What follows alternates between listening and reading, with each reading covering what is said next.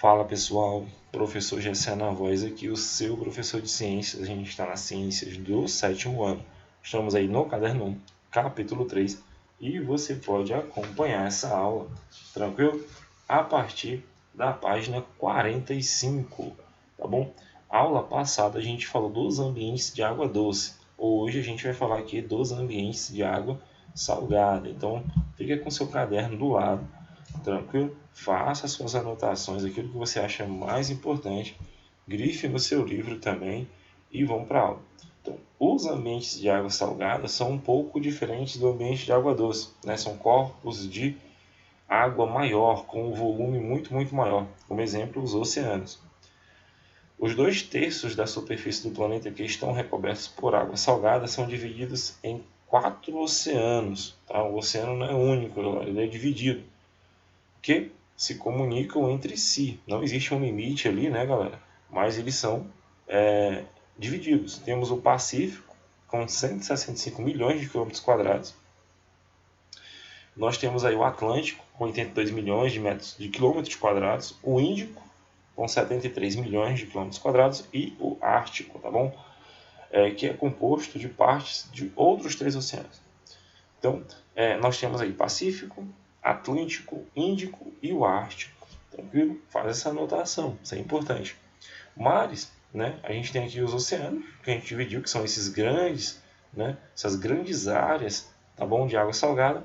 E a gente tem os mares, são grandes porções de água, habitualmente classificadas em. A gente tem aqui a divisão dos mares. Mares fechados, que não se comunicam com os oceanos, nem com outros mares, como o Mar de Aral. Se você colocar, né, no mapa, o Mar de Aral ele não vai se comunicar, né, com os oceanos. Então, o mar é aquela região mais próxima do ambiente terrestre. O oceano é mais aquele corpo de água, tá bom?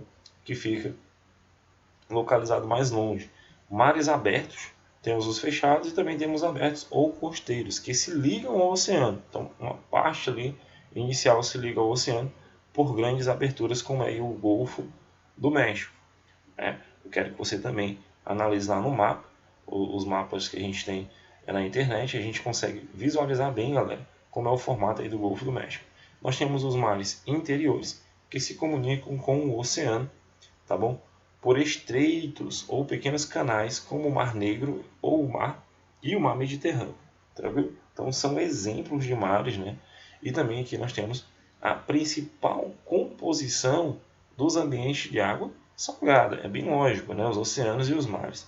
Tranquilo? Então, água salgada ela é encontrada basicamente fora do ambiente terrestre, né, galera? Na outra porção da superfície do planeta, que é o que recobre boa parte dela. A gente tem, tá bom? Dentro dos ambientes de água salgada, a influência do ser humano. E nem sempre essa influência vem de forma boa. A gente tem aqui que em 2010 ocorreu um vazamento de petróleo no Golfo do México, tá bom? Então, esse vazamento foi muito desastroso, foi um desastre ecológico muito grande. Tínhamos aqui uma plataforma de petróleo, ocorreu um acidente, tá bom? E teve um vazamento onde a gente teve aqui, ó, essa mancha escura nesse mapa representa a área que o petróleo, tá bom? Estava se espalhando. A gente tem aqui uma imagem real da época, ó. Essas manchas pretas aqui em cima do oceano, tá bom? Representam aí a mancha de petróleo, né? A gente sabe que a mancha de petróleo fica em cima porque o petróleo ele não se dissolve na água, galera. Então ele é menos denso também e acaba formando essa capa, tá? Em cima da região planctônica, como a gente estava estudando. E isso impede que a luz, por exemplo, chegue na coluna de água e impeça alguns animais, tá? Alguns seres vivos, desculpa, de fazerem fotossíntese. Alguns animais são atacados, como aves, têm as suas penas recobertas por óleo e são impedidas de voar e acabam morrendo. E também a água, ela acaba sendo contaminada, tá bom? Em relação ao veneno, né? Os venenos que existem dentro do petróleo, certo? Então foi um dos maiores desastres. Eu lembro na época, tá? Eu acompanhei bastante. Isso se passou no Golfo do México, tá bom?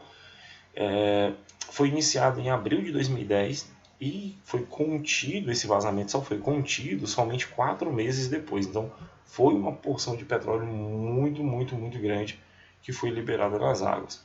Ele liberou mais de 2 milhões de barris de petróleo no oceano. Então, a natureza, né, os ecossistemas aqui presentes, eles acabaram sendo danificados. A gente comentou aí, e a gente vai falar de alguns outros tipos de ambientes de águas salgadas. A gente tem aqui os recifes de corais. Os recifes de corais, eles se encontram nos mares, né? Eles podem crescer próximos uns dos outros, formando extensos aglomerados coloniais. Eles vivem em colônia. Aqui a gente tem um abrigo, né, de diversos animais, peixes, arraias, certo? Crustáceos. Então, é um tipo de formação dentro dos ambientes de água salgada. Eles são bastante, né, a formação deles é bastante lenta, leva milhares e milhares de anos, e por ação do ser humano vem sendo degradado, tranquilo? Também por conta de questões do aquecimento global, a água dos oceanos acaba elevando a sua temperatura, e isso está modificando esse tipo de ecossistema que é tão importante, que é os recifes de corais. A gente tem aqui o exemplo, né, peixes invertebrados, crustáceos, como eu falei, eles usam esse tipo de ambiente, galera, para fazer ciclagem de nutrientes, tá bom? Então, são bem importantes. É o primeiro exemplo aí de ambiente de água salgada. Anota. A gente tem as restingas que são áreas, galera, que fica aqui, ó, na região litorânea, tá bom? A gente tem o tipo de substrato, né, que é areia ou pedras. Essa região aqui que fica próximo da praia, que é um pouco mais inóspita. E nós temos um alto grau de salinidade. Tá? Como ela fica próximo do ambiente de água salgada, esse ecossistema aqui ele tem uma quantidade de sal muito grande. Então ele não permite o crescimento de vegetais. Então vê que o crescimento de vegetais está um pouco mais longe dessa barreira aqui, ó, tá? Então esse ambiente aqui é chamado de restinga. Tá? Na restinga a gente não tem um crescimento aí, de plantas, né, que se desenvolvem nessa região. Ela é utilizada normalmente para a reprodução de alguns animais, como tartaruga e algumas aves. Então ele tem a sua importância, apesar de não ter muita vegetação. A gente tem aqui um exemplo, né, essa região que é quanto mais longe do mar você está, maior vai ser a quantidade de vegetação, porque eu tenho menos sal, né? O sal ele impede aí o desenvolvimento das plantas. Então mais vegetais eu vou ter. Então aqui já são outros ecossistemas. Nessa parte aqui, entre o ambiente de água salgada e o ambiente de água, o ambiente terrestre, a gente tem as restingas. A gente tem aqui também como exemplo os manguezais, tá? O manguezal ele é uma área de transição, né, próximo do ambiente de água salgada e também do ambiente de água doce. Então ele é um ambiente do encontro entre um ambiente de água doce com um ambiente de água salgada, tranquilo? Mas a água que se encontra aqui no manguezal, ela possui um alto teor de sal. Então ele é um exemplo de ambiente de água salgada. Grande a importância dos manguezais para a vida marinha, pois muitas espécies fazem deles o seu berçário. Quer dizer o quê? Muitas espécies de animais se reproduzem nesse ambiente. Tranquilo?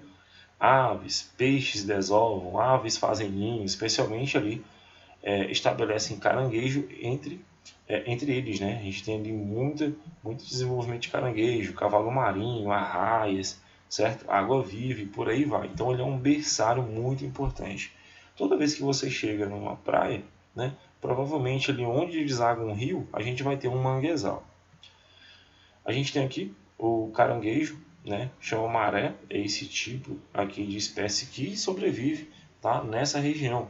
É lá onde ele encontra alimento, nutrientes, abrigos, assim como outros animais desse tipo de ambiente. Olha só, outro tipo de caranguejo, o sá, tá? Muito apreciado na culinária nordestina. No manguezal, normalmente ele é fonte de renda para extração, tá, de recursos para venda, para culinária, tá, de forma correta. Quando isso é feito de forma desregulada, esses animais correm risco de extinção. Tranquilo? Beleza, pessoal? Esses são os ambientes de água salgada. A gente falou aí dos recifes de corais, das restingas e dos manguezais. Tranquilo? Então, eu tinha dividido a aula sobre ambientes de água doce Essa foi a aula sobre ambiente de água salgada. Qualquer dúvida, entre em contato comigo. Forte abraço e até a próxima aula.